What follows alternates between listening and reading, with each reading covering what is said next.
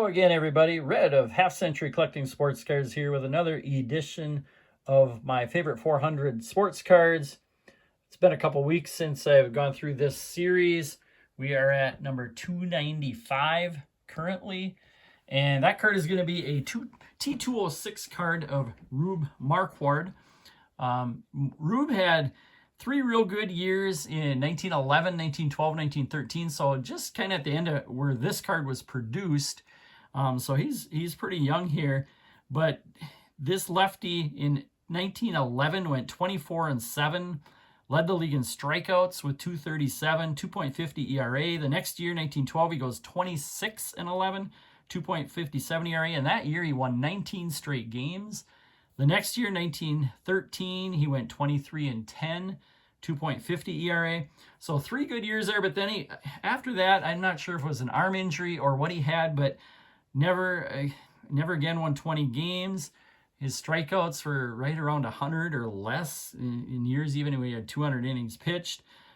Career-wise, he did win 201 games, 3.08 ERA, but that was mostly in the dead ball era. Career WAR is fairly low for a Hall of Famer at 32.4. You can see that Piedmont 2206 card. I think it's a really nice presenting card. It's got that tape mark. Somebody had taped it to their wall, but otherwise it's a pretty cool looking card. Now next, I'm going to have to zip the camera way out for this one. This is a 1958 Hires Root Beer card. Now, Hires came out with these cards that they inserted in their packs of pop.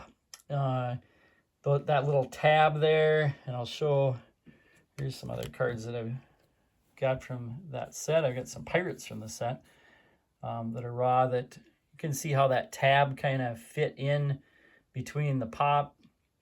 The cards themselves, a lot of them you'll find without that tab anymore, and frankly that might actually be a better way to have a card because it's a normal size card.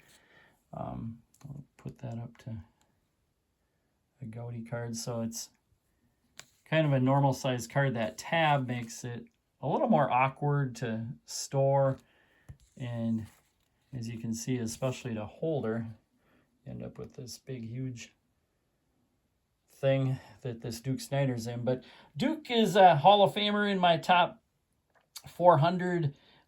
Duke of Flatbush, as he was known, had a debut season in 1947, the same year Jackie Robinson debuted with the Dodgers. And by 1949, he was a regular. Ended up with 8 All-Star seasons, had 5 40-plus home run seasons. Best years were 53 and 55. In that 55 season, finished second in MVP, but you could argue that he maybe either should have tied for the lead or won it because Roy Campanella won it, but on one of the writers' ballots, Roy Campanella was listed both first and sixth, so he probably made some kind of mistake, and I'm guessing he meant to put Duke Snider in one of those spots, because he didn't even put Snider on the ballot, so not in the top 20 for a guy who hit 42 homers, 136 ribbies, over 1,000 OPS, 8.6 WAR that season. Not that they were looking at those stats, but his other stats, he would have been somewhere on that ballot. So I'm guessing he should have been either first or sixth on that writer's ballot. And if he was sixth, he would have ended up tying Roy Campanella for the MVP. And if he was first, he would have won the MVP. So Duke Snider ends up second. Probably deserved one tie for first, but cool card. These Hires Root Beer cards, this is the same design that Bowman was going to use in 1956 before they got bought out by Topps. So the cards never came to be. I don't know if you've ever had Hires Root Beer. It was something that was around when I was a kid. I don't know if it was as good as A&W, which I kind of got replaced by because they got bought out by the Dr. Pepper company that ended up making A&W root beer. But I do remember my first memory really of ever being at any kind of a baseball game. Town team ball is big in Minnesota. It was really big. So when I was either 4 or 5, I'm not sure the age, but with my grandpa who took me to a town team ball in Cortland, Minnesota, where I lived at the time. My parents were young, and my Mom was still graduating from college as I was in those up to 5 years old. So we lived with my grandparents.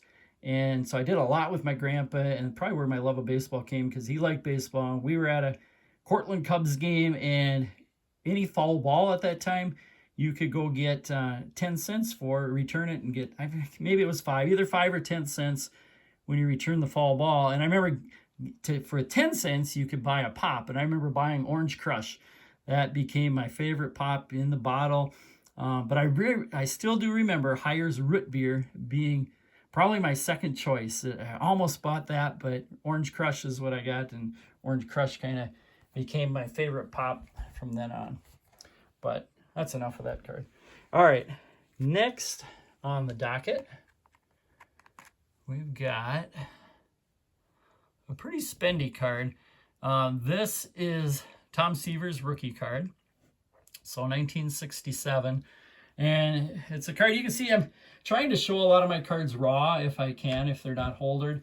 But this is one I got to keep holdered. Or in some kind of a, it's not slab, but in one of my holders, just because the condition of this card is really, really nice. And I know this is a little spendier card. I think it's got about as sharp as corners as you can get. Pretty near close to perfect centering, maybe just a little off left or right. But I'm a little afraid to ever send that thing in for grading, but you'd think it would get in the 8+ range. But just a cool card of one of the best pitchers of all time. Here he's 22 years old. 67 was the first year he ever pitched in the majors. He actually threw over 250 innings that year. He ends up 16-13, 2.76 ERA, 170 strikeouts.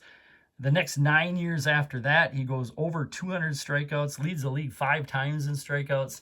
So just a awesome pitcher shown here. Very young. And there you can see the back of that Tom Seaver card. All right, next we've got a 1960 Topps. And this is a Bob Gibson. And Gibson, I just think that's a really beautiful looking card of my favorite pitcher as I was growing up. And this is just his second year card. The back of the cards, got him playing basketball. Was a Harlem Globetrotter. Also played basketball for Creighton University. So a 60 Bob Gibson. Next we have got a card from my youth. And this is a 1973 Topps Leroy Kelly. Now this is a kind of beat up card. It's got a crease, so I go and show that perfect Tom Seaver rookie. And then I got a card with a crease down the middle and writing in the corner. But growing up, Leroy Kelly was one of my favorite guys. And for some reason, I just like the look of this card, wearing that overcoat. He's at the end of his career here. I don't know if he's looking a little tired, kind of worn out.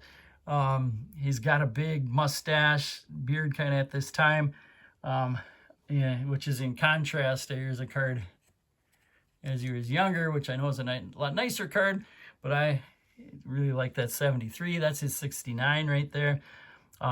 Leroy Kelly, his first 2 years, he was sitting behind Jim Brown, so he didn't play much other than returning, and he did lead the league in punts in 65. Averaged 15.5 yards a return, scored a couple touchdowns. But then Jim Brown suddenly retires, and Leroy Kelly becomes a star running back, goes over 1,000 yards, averages over 5 yards a carry, 3 straight years. At this point of his career, 1973, he is the all-time active leading rusher in the NFL. And as you can see on the back of his card, they talk about him that he's 4th all-time for total yards behind Jim Brown, Bobby Mitchell, and Ollie Matson. So, one of my favorites, Brown Leroy Kelly. Next on the list, we have I was going to show, before I get to the next one, there's Leroy's brother. All right. Next on the list, we've got an old O-Pee-Chee card. So O-Pee-Chee as you probably know them most, is making, you know, cards similar to Topps, other than the little French writing in the back. But in the early 1900s, they were a company independent from Topps. They started making, they made a bigger set, a diamond kind of set in 34, and they made some hockey cards. But in 1937, they made a regular baseball set. And this happens to be a Hall of Famer catcher, Rick Farrell. And these cards also have English on top and French on the bottom. Now, Rick Farrell was one of baseball's actual first free agents. He came up with the Tigers, but he never got brought up by the Tigers, and he was complaining to was it Kennesaw Mountain Landis, I think was the commissioner at the time, that, you know, they're just stashing him down there. They're never going to bring him up. So they actually declared him a free agent, and he signed with the St. Louis Browns. Had a few good years there, then went to the Boston Red Sox, where he was traded. And in 1933, he was the starting catcher and actually played all 9 innings in the first All-Star game. His brother, Wes Farrell, also played in that All-Star game. Once he hit a home run off his brother, Wes, but then for a long time, they were teammates. Now, Rick ended up with an 18-year career as a catcher. For a while there, had the most games caught, had an over 300 career average, was an 8-time All-Star. And in 1944, with the Senators, he, as a catcher, led the league in pass balls.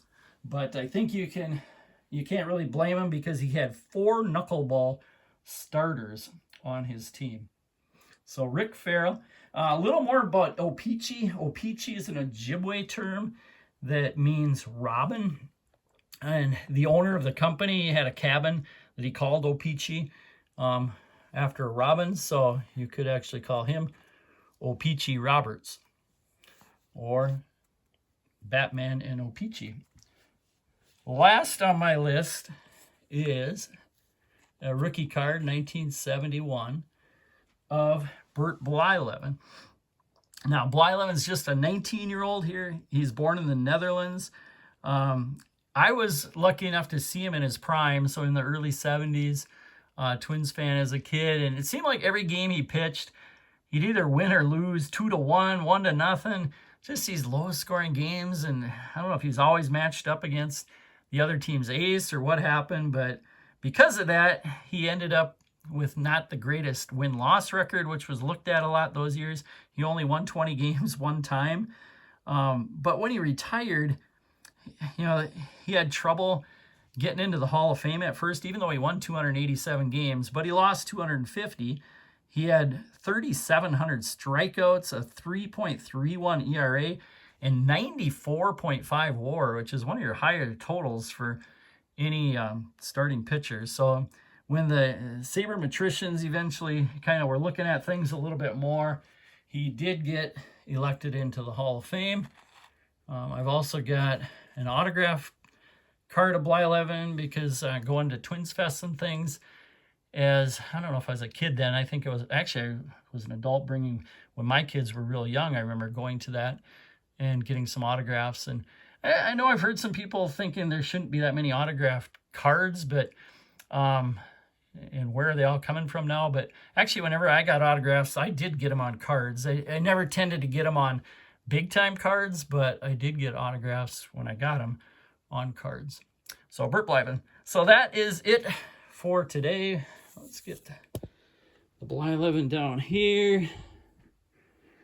Here are my cards from today. I kind of mixed because that Duke Snider is so big.